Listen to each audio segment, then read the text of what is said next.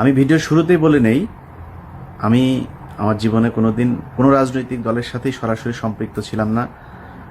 মনে করেন ওই ছোটোবেলায় মিছিলে নৌকারও গিয়েছি, ধানের শিশু অবশ্য বেশি গিয়েছি, আর সরাসরি আমি কখনো কোনো রাজনৈতিক দলের সদস্য কিংবা কোনো এইসব কোনো কিছু ছিলাম না।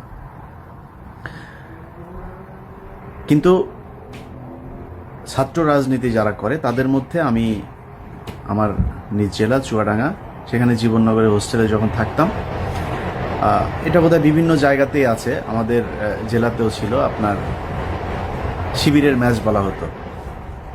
যে ম্যাচগুলো ছিল এর মধ্যে জেলা শহর, থানা শহর, এরকম আমাদের ওই এলাকাতে রাজশাহী, চুয়াডাঙ্গা, কুষ্টিয়া, পাবনা এইসব এলাকাতে, ঝিনাইদহ, শিবিরের আলাদা ম্যাচ থাকবে। ওই ম্যাচগুলোর নামই হচ্ছে শিবিরের ম্যাচ। শিবিরের ম্যাচে আমি ছিলাম এবং তাদের যে চলাফেরা, তাদের পড়াশোনা, সবাই বেশিরভাগই তারা ভালো স্টুডেন্ট এবং নামাজ পড়ে, তাদের ফর্ম পূরণ করতে হয়, নিয়মিত বই পড়তে হয়, নিয়মিত কোরআন হাদিস পড়তে হয়, নামাজ পড়তে হয়, এরকম তাদের এগুলো আমার ভাল লাগতো। এবং এরপরও রাজনীতি যা দেখেছি, আমি কখনোই ছাত্র রাজনীতি সমর্থন করি না, কিন্তু তারপরেও যদি ছাত্র রাজনীতি চলতেই থাকে, শিবিরের রাজনীতি খারাপ ছিল না, আমি দেখি নাই কখনো।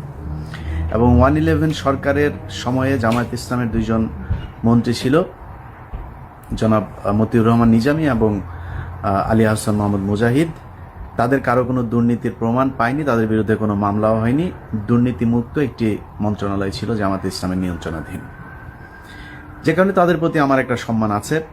এবং এই মুহূর্তে তো আওয়ামী লীগের বিরুদ্ধে, আমি অনেক আগেই বলেছি যে আওয়ামী লীগের বিরুদ্ধে যদি ইসরায়েলও যদি যায়, আমি ইসরায়েলের পক্ষে আছি। অতএব জামাতকে সেই হিসাবে এই মুহূর্তে অবশ্যই আমি অপছন্দ করি না।